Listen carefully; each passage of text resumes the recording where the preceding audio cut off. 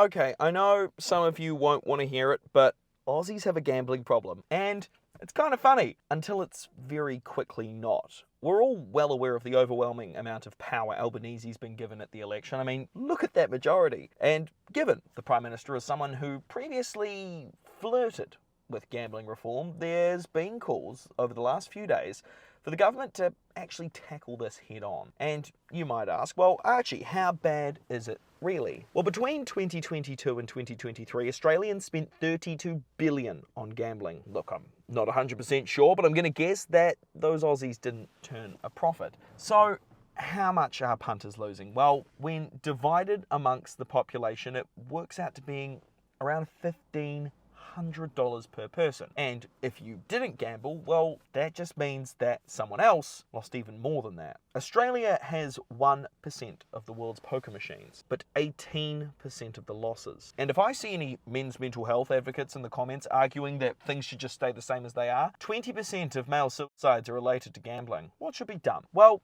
the general consensus seems to be that we could start with a complete ban on gambling advertising. Chief advocate of the Alliance for Gambling Reform, Tim Costello, says that we should treat it like smoking, with a complete ban on advertising being the only thing that can truly work. Former Prime Minister John Howard has even popped up telling the Financial Review that he'll pressure the Liberal Party into bipartisan support, which is an interesting thing for old Johnny to do, and probably overall a net good. But it's also a clever way to pressure Albanese into doing something that could piss off some voters while keeping the moral high ground. If only Howard's beloved Liberal Party had been in a position ever to do something on it. Oh well. So, what could the government do? Surely there's not an already written, researched and approved guidebook created by a politician very recently.